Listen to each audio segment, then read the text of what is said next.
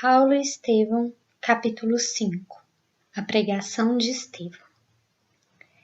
Saulo e Sadoc entraram na igreja humilde de Jerusalém, notando a massa compacta de pobres e miseráveis que ali se aglomeravam com um raio de esperança nos olhos tristes. O pavilhão singelo, construído à custa de tantos sacrifícios, não passava de grande telheiro revestido de paredes frágeis, carente de todo e qualquer conforto. Tiago, Pedro e João surpreenderam-se singularmente com a presença do jovem doutor da lei, que se popularizara na cidade pela sua oratória veemente e pelo acurado conhecimento das Escrituras. Os generosos galileus ofereceram-lhe o banco mais confortável. Ele aceitou as gentilezas que lhe dispensavam, sorrindo com indisfarçável ironia de tudo que ali se deparava. Intimamente, considerava que o próprio Sadoc fora vítima de falsas apreciações. Que podiam fazer aqueles homens ignorantes, irmanados a outros já envelhecidos, veletudinários e doentes?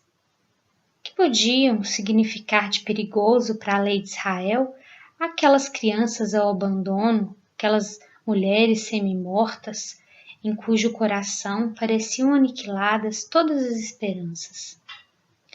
Experimentava grande mal-estar, defrontando tantos rostos que a lepra havia devastado, que as úlceras malignas haviam desfigurado impiedosamente. Aqui, um velhote com chagas purulentas, envolvidas em panos fétidos. Além, um aleijado mal coberto de mulambos, ao lado de órfãos andrajosos que se acomodavam com humildade. O conhecido doutor da lei notou a presença de várias pessoas que lhe acompanhavam a palavra na interpretação dos textos de Moisés, na sinagoga dos Cilícios. Outras que seguiam de perto as suas atividades no Sinédrio, onde a sua inteligência era tida como penhor de esperança racial. Pelo olhar, compreendeu que esses amigos ali estavam igualmente pela primeira vez. Sua visita ao templo, ignorando os galileus sem nome, atraíra muitos afeiçoados do farisaísmo dominante, ansiosos pelos serviços eventuais que pudessem destacá-lo e recomendá-los às autoridades mais importantes. Saulo concluiu que aquela fração do auditório fazia ato de presença e de solidariedade em qualquer providência que houvesse de tomar. Pareceu-lhe natural e lógica aquela atitude, conveniente aos fins a que se propunha. Não se contavam fatos incríveis operados pelos adeptos do caminho? Não seriam grosseiras e escandalosas mistificações? Quem diria que tudo aquilo não fosse o produto ignóbil de bruxarias e sortilégios condenáveis? Na hipótese de lhe identificar qualquer finalidade desonesta, podia contar mesmo ali com um grande número de correligionários dispostos a defender o rigoroso cumprimento da lei, custasse-lhes embora os mais pesados sacrifícios. Notando um que outro quadro menos grato ao seu olhar acostumado aos ambientes de luxo, evitava fixar os aleijados e doentes que se acotovelavam no recinto, chamando a atenção de Sadoc, com observações irônicas e pitorescas. Quando o vasto recinto, desnudo de ornatos e símbolos de qualquer natureza, de todo se encheu, um jovem permeou as filas extensas, ladeado de Pedro e João, galgando os três um estrado quase natural, formado de pedras superpostas. Estevão, é Estevão! Vozes abafadas inculcavam o pregador, enquanto seus admiradores mais fervorosos apontavam para ele com jubiloso sorriso. Inesperado silêncio mantinha todas as frontes em singulares expectativas. o moço, magro e pálido, em cuja assistência os mais infelizes julgavam encontrar um desdobramento do amor de Cristo. Orou em voz alta, suplicando para si e para a Assembleia a inspiração do Todo-Poderoso. Em seguida, abriu um livro em forma de rolo e leu uma passagem das anotações de Mateus. Mas, ide ante as ovelhas perdidas da casa de Israel, e indo, pregai dizendo, é chegado o reino dos céus. Estevão ergueu altos olhos serenos e fulgurantes, e sem se perturbar com a presença de Saulo e dos seus numerosos amigos, começou a falar mais ou menos nesses termos, com voz clara e vibrante.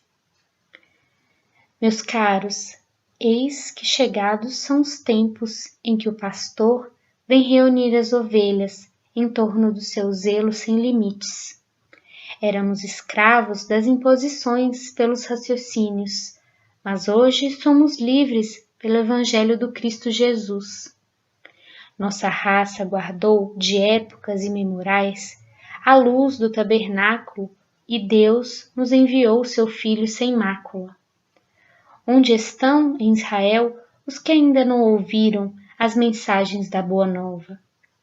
Onde os que ainda não se felicitaram com as alegrias da nova fé? Deus enviou sua resposta divina aos nossos anseios milenários. A revelação dos céus aclara os nossos caminhos. Consoante as promessas da profecia de todos quantos choraram e sofreram por amor ao Eterno, o emissário divino veio até o antro de nossas dores amargas e justas, para iluminar a noite de nossas almas impetinentes, para que nos desdobrassem os horizontes da redenção. O Messias atendeu aos problemas angustiosos da criatura humana, com a solução do amor que redime todos os seres e purifica todos os pecados. Mestre do trabalho e da perfeita alegria da vida, suas bênçãos representam nossa herança. Moisés foi a porta, o Cristo é a chave. Com a coroa do martírio, adquiriu para nós outros a laura imortal da salvação. Éramos cativos do erro, mas seu sangue nos libertou.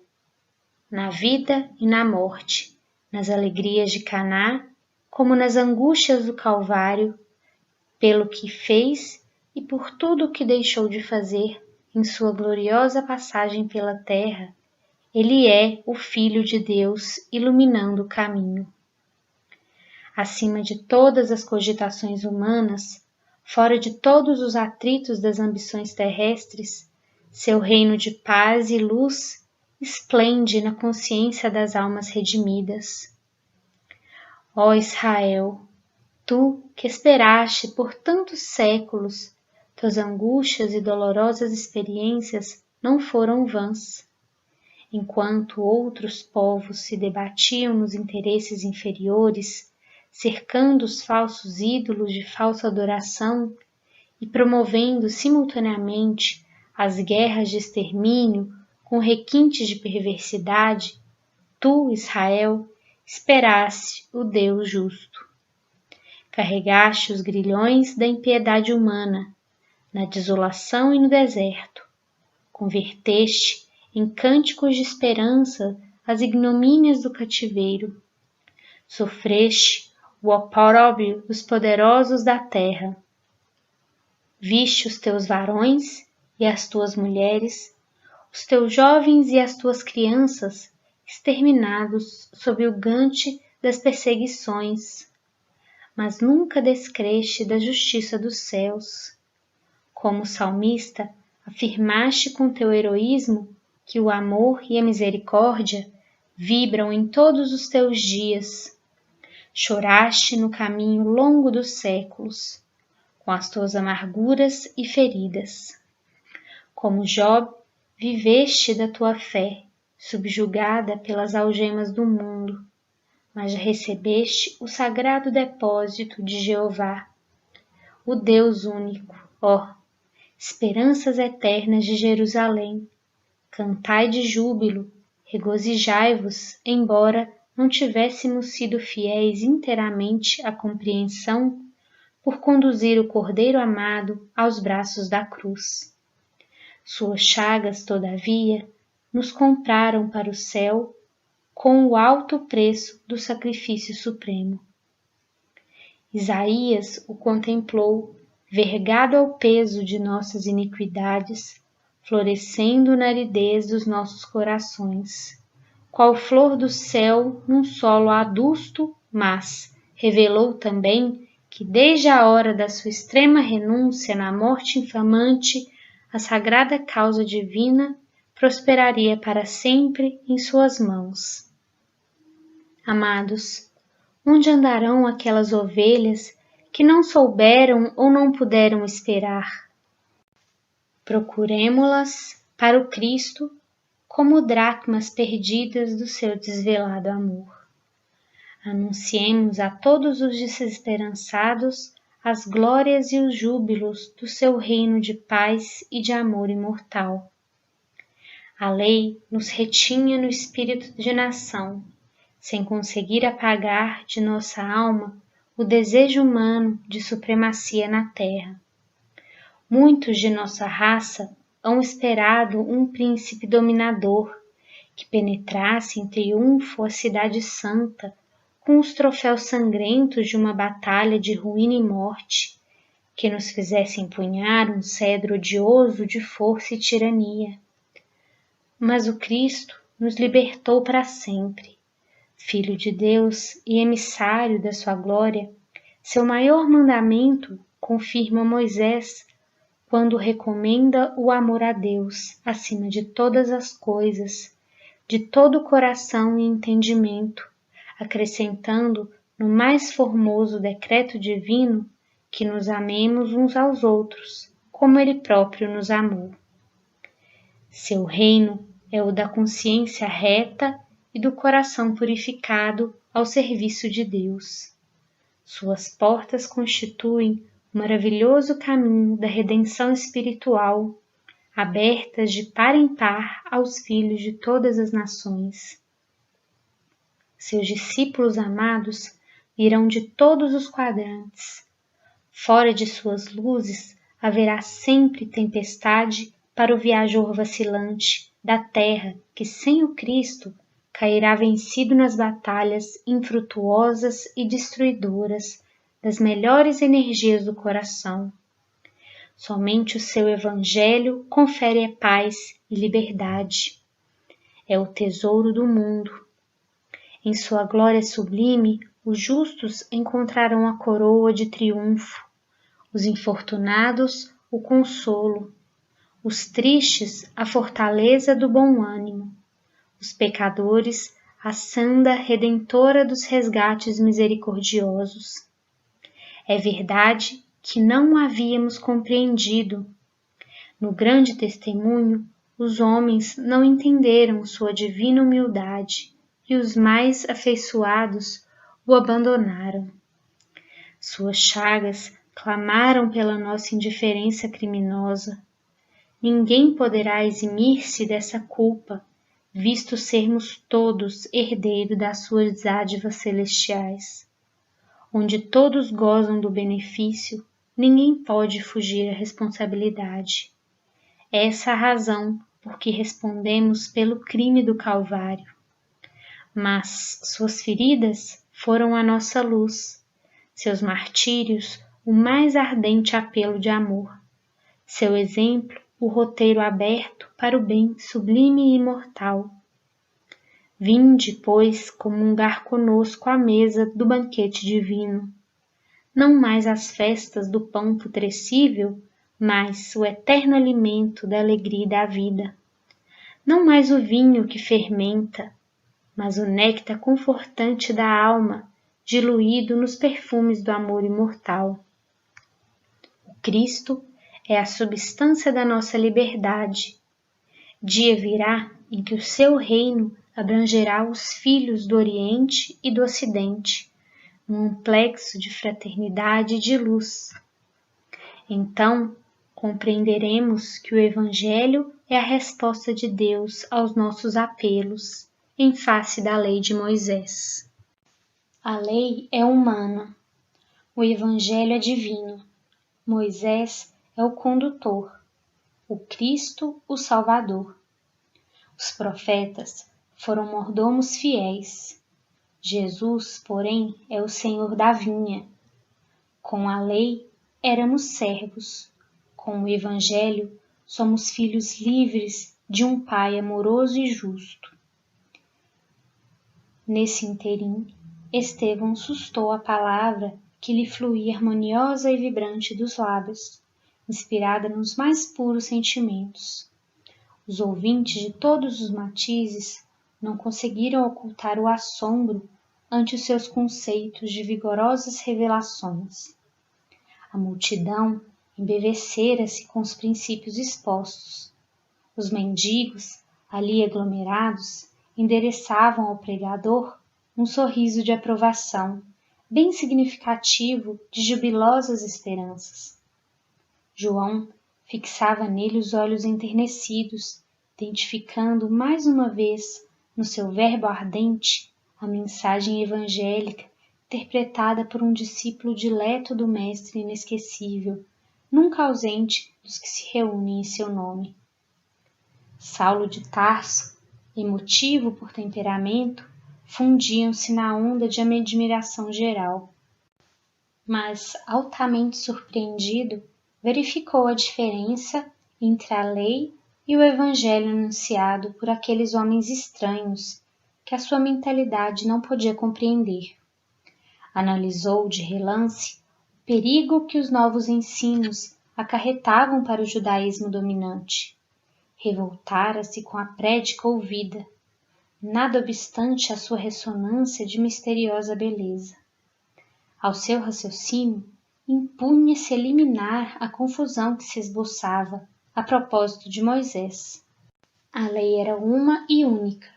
Aquele Cristo que culminou da derrota entre dois ladrões surgia a seus olhos como um mistificador indigno de qualquer consideração. A vitória de Estevão na consciência popular, qual verificava naquele instante, causava-lhe indignação. Aqueles galileus poderiam ser piedosos, mas não deixavam de ser criminosos pela subversão dos princípios invioláveis da raça. O orador preparava-se para retomar a palavra, momentaneamente interrompida e aguardada com expectação de júbilo geral, quando o jovem doutor se levantou ousadamente e exclamou quase colérico, frisando os conceitos com evidente ironia: Piedosos galileus, onde o senso de vossas doutrinas estranhas e absurdas?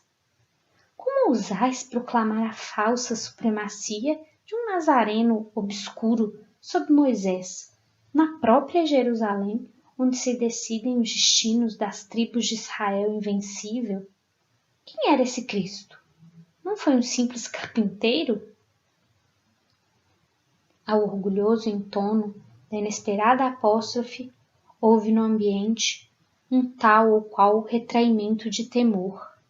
Mas, dos desvalidos da sorte, para quem a mensagem de Cristo era o alimento supremo, partiu para Estevão um olhar de defesa e jubiloso entusiasmo. Os apóstolos da Galileia não conseguiam dissimular seu receio. Tiago estava lívido. Os amigos de Saulo notaram-lhe a máscara escarninha.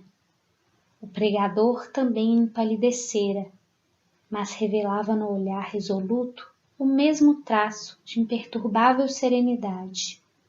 Fitando o doutor da lei, primeiro homem da cidade que se atrevera a perturbar o esforço generoso do evangelismo, sem trair a seiva de amor que lhes desdobrava do coração, fez ver a Saulo a sinceridade das suas palavras e a nobreza dos seus pensamentos.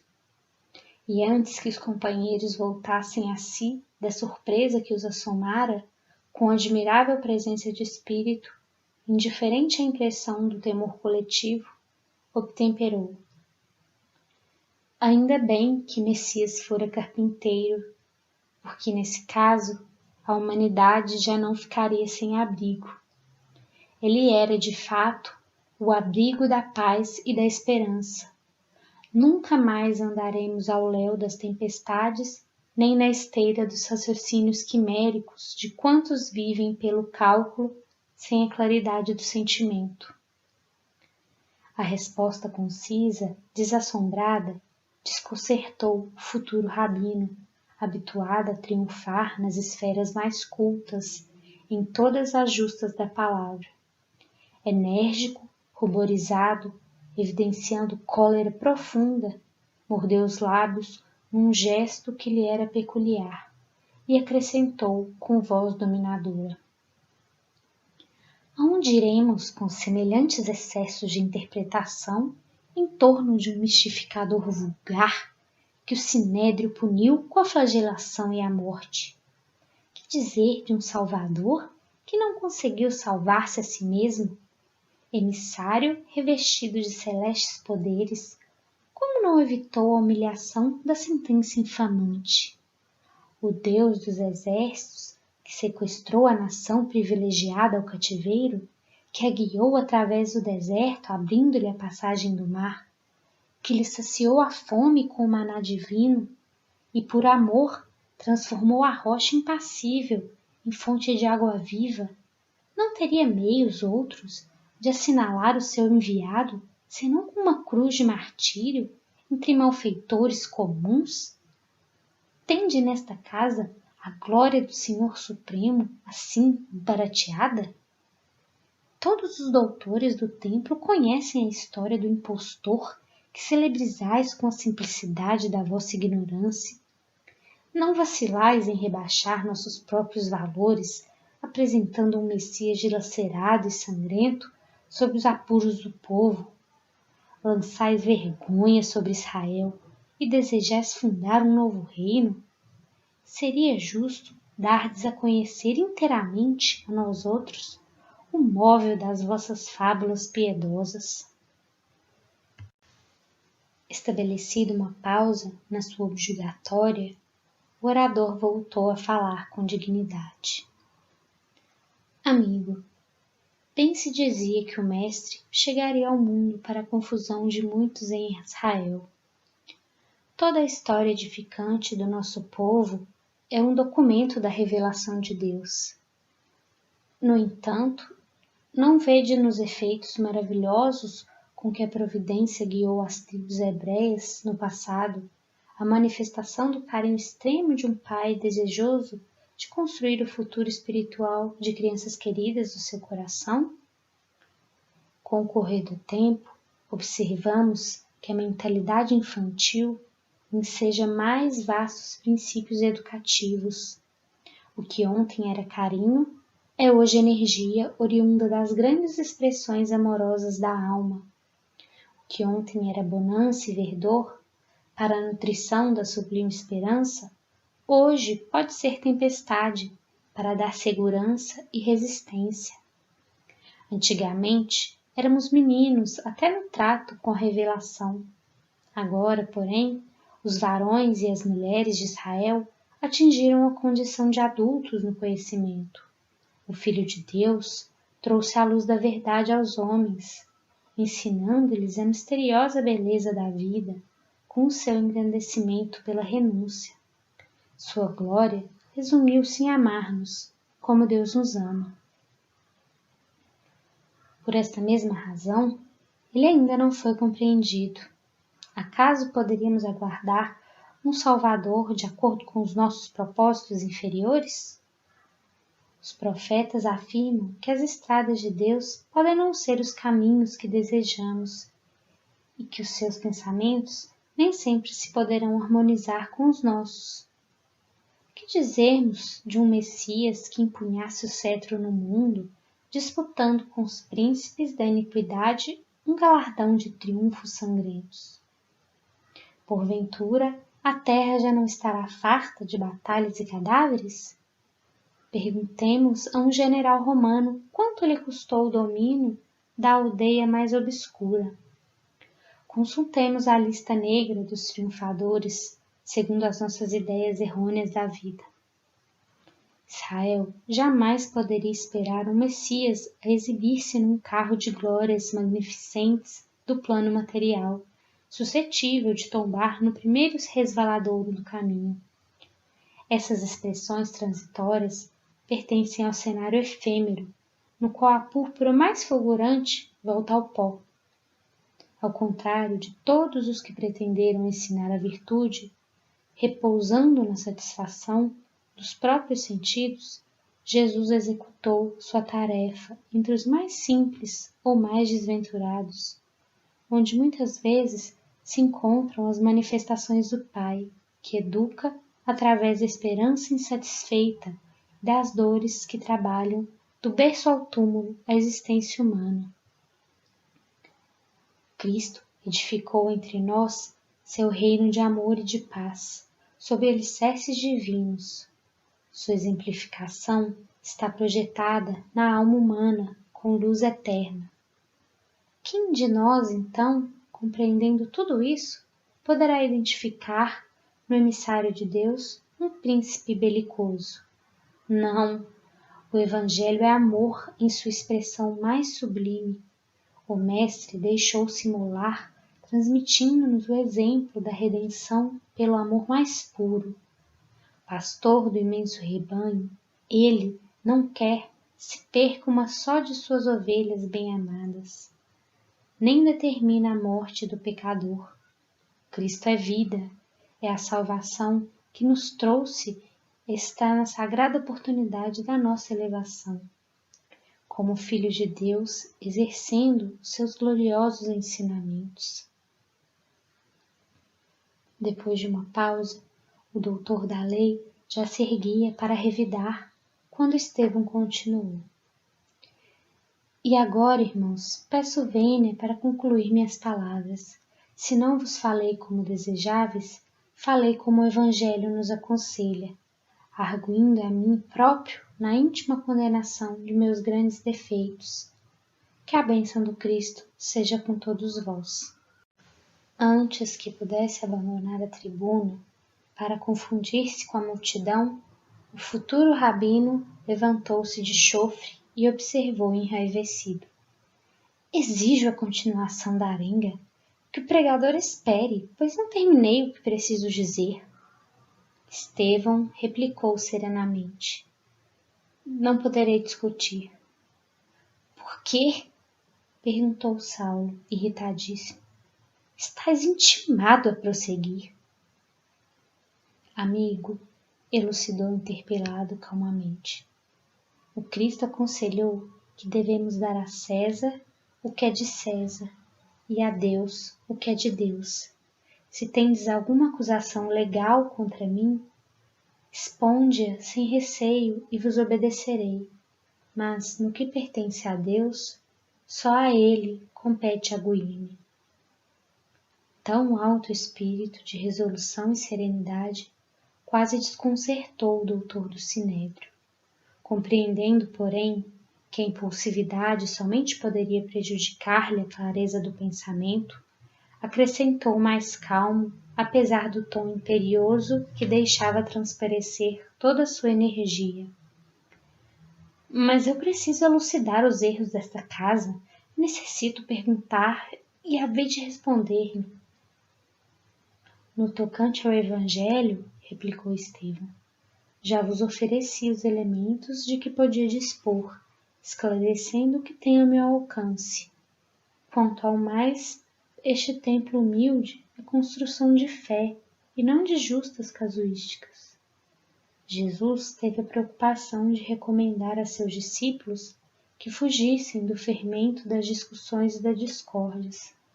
Eis porque não será lícito perdermos tempo em contendas inúteis, quando o trabalho do Cristo reclama o nosso esforço. Sempre o Cristo, sempre o impostor, trovejou Saulo carrancudo. Minha autoridade é insultada pelo vosso fanatismo nesse recinto de miséria e de ignorância.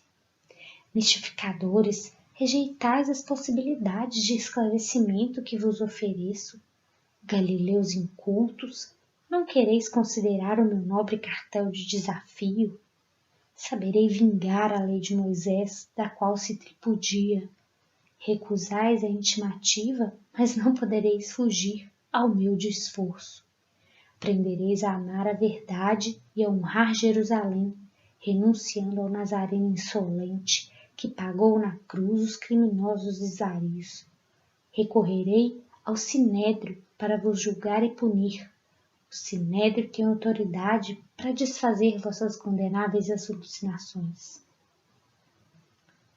Assim, concluindo, parecia possesso de fúria, mas nem assim logrou perturbar o pregador, que lhe respondeu de ânimo sereno. Amigo, o Sinédrio tem 1000 meios de fazer-me chorar, mas não lhe reconheço poderes para obrigar-me a renunciar ao amor de Jesus Cristo. Dito isso, desceu da tribuna com a mesma humildade, sem se deixar empolgar pelo gesto de aprovação que lhe endereçavam os filhos do infortúnio, que ali o ouviam como um defensor de sagradas esperanças. Alguns protestos isolados começaram a ser ouvidos. Fariseus irritados vociferavam insolências e remorsos. A massa agitava-se, prevendo atrito iminente. Mas antes que Estevão caminhasse 10 passos para o interior, junto dos companheiros, e antes que Saulo o alcançasse com outras objeções pessoais e diretas, uma velhinha maltrapilha apresentou-lhe uma jovem pobremente vestida e exclamou cheia de confiança: Senhor, sei que continuais a bondade e os feitos do profeta de Nazaré, que um dia me salvou da morte, apesar dos meus pecados e fraquezas. Atendei-me também por piedade. Minha filha emudeceu há mais de um ano. Trouxe-a de Dalmanuta até aqui, vencendo enormes dificuldades, confiada na vossa assistência fraternal. O pregador refletiu, antes de tudo, no perigo de qualquer capricho pessoal de sua parte, e desejoso de atender a suplicante, contemplou a doente com sincera simpatia e murmurou: De nós nada temos, mas é justo esperar do Cristo as dádivas que nos sejam necessárias. Ele, que é justo e generoso, não te esquecerá na distribuição santificada da sua misericórdia. E como atuado por força estranha, acrescentava: hás de falar para louvor do bom mestre. Então, viu-se um fato singular que impressionou de súbito a numerosa assembleia. Com um raio de infinita alegria nos olhos, a enferma falou: Louvarei ao Cristo de toda a minha alma, eternamente. Ela e a genitora, tomadas de forte comoção, caíram ali mesmo de joelhos e beijaram-lhe as mãos.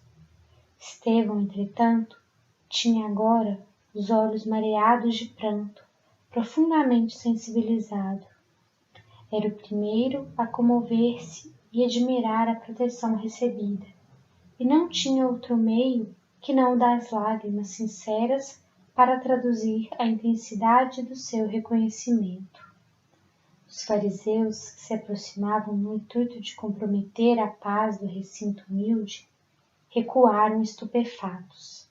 Os pobres e os aflitos, como se houvessem recebido um reforço do céu para o êxito na crença pura, encheram a sala de exclamações de sublime esperança.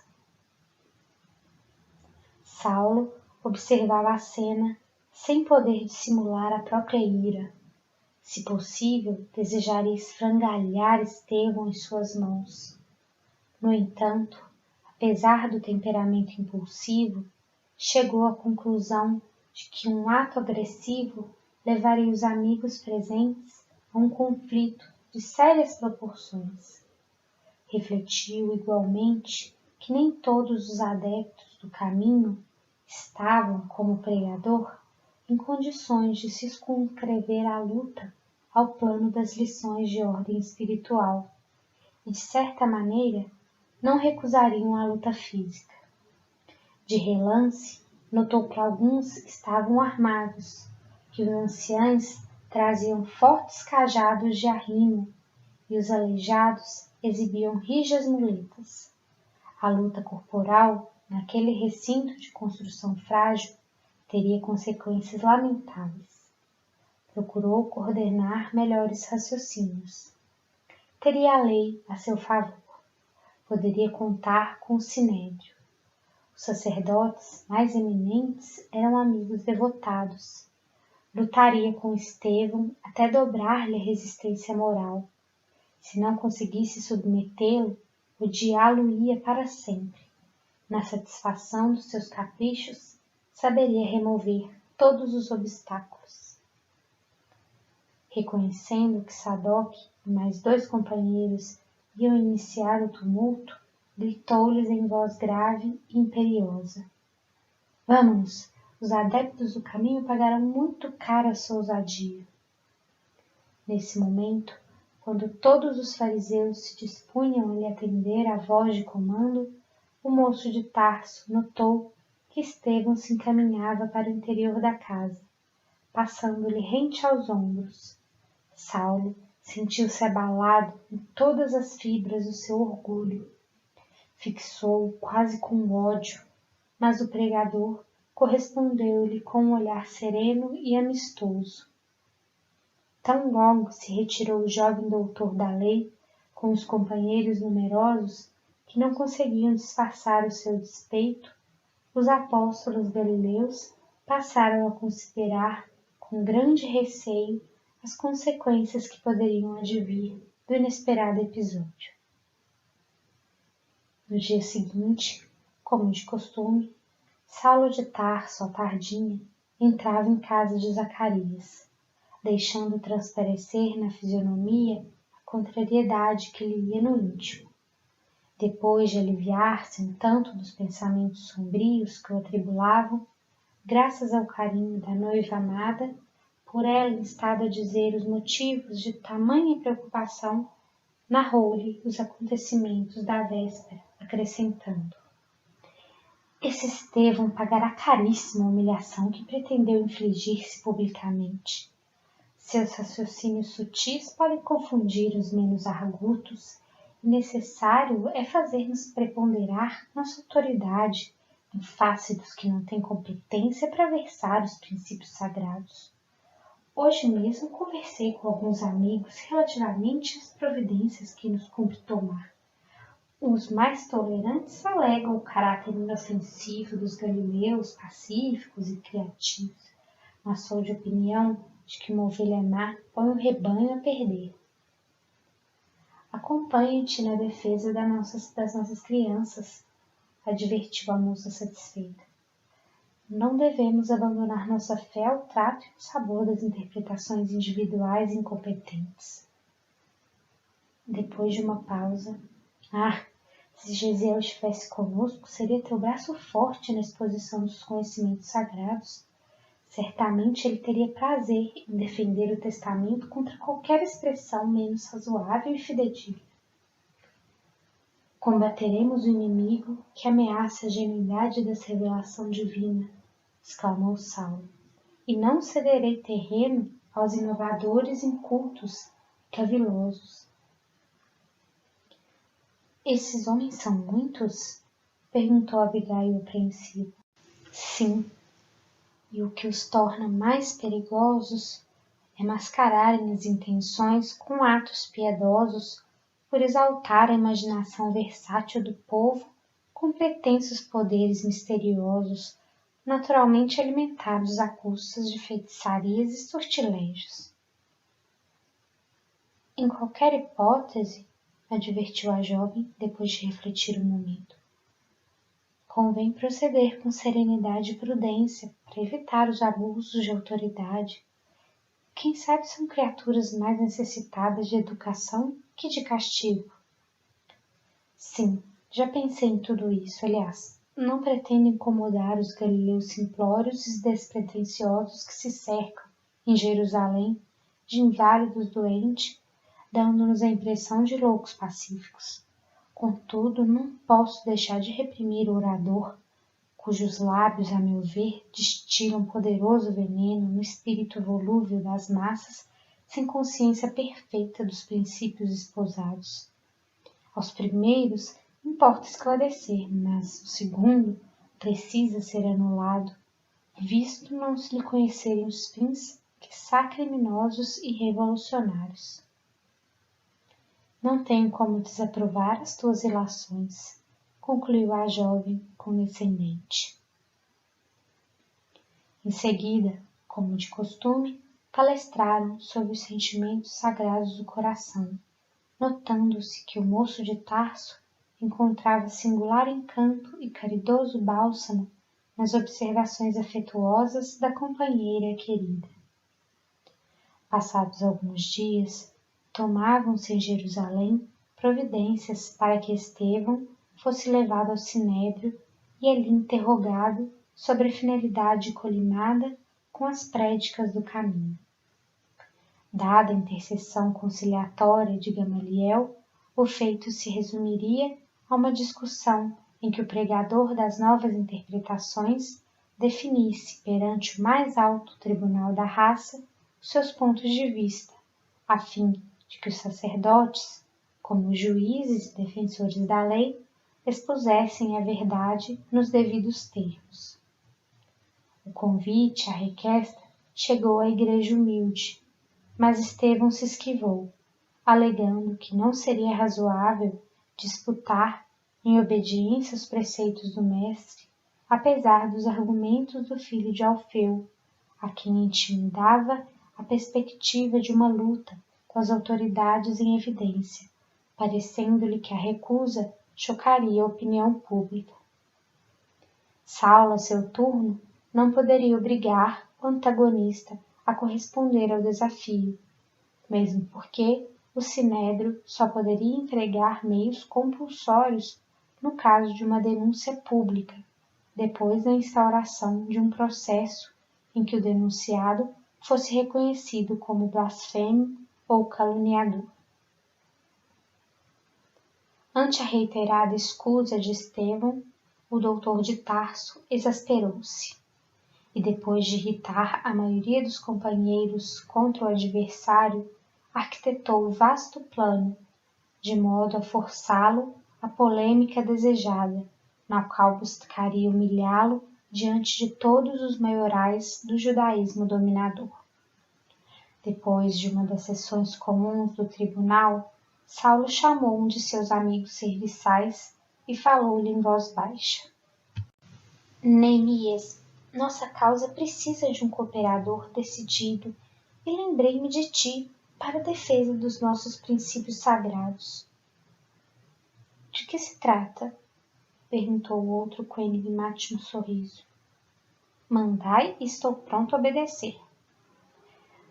Já ouviste falar em um falso taumaturgo chamado Estevão? Um dos tais homens detestáveis do caminho? Já lhe ouvi a própria palavra, por sinal que reconheci nas suas ideias as de um verdadeiro alucinado. Ainda bem que conheces de perto, replicou o jovem doutor satisfeito. Necessito de alguém que o denuncie como blasfemo em face da lei e lembrei-me da tua cooperação neste sentido. Só isso? Interrogou o interpelado astutamente. É coisa fácil e agradável, pois não ouvi dizer que o carpinteiro crucificado é o fundamento da verdade divina? Isso é mais que blasfêmia. Trata-se de um revolucionário perigoso, que deve ser punido como caluniador de Moisés. Muito bem, exclamou Saulo num largo sorriso. Conto, pois, contigo. No dia imediato, Neemias compareceu ao sinédrio e denunciou o generoso pregador do evangelho como blasfemo e caluniador, acrescentando criminosas observações de própria conta. Na peça acusatória, Estevão figurava como feiticeiro vulgar, mestre de preceitos subversivos, em nome de um falso Messias que Jerusalém havia crucificado anos antes, mediante idênticas acusações. Neemias inculcava-se como vítima da perigosa seita que lhes atingira disturbar a própria família e afirmava-se testemunha de baixos sortilégios por ele praticados, em prejuízo de outrem. Saulo de Tarso anotou as mínimas declarações, acentuando os detalhes comprometedores. A notícia estourou na igreja do caminho, produzindo efeitos singulares e dolorosos.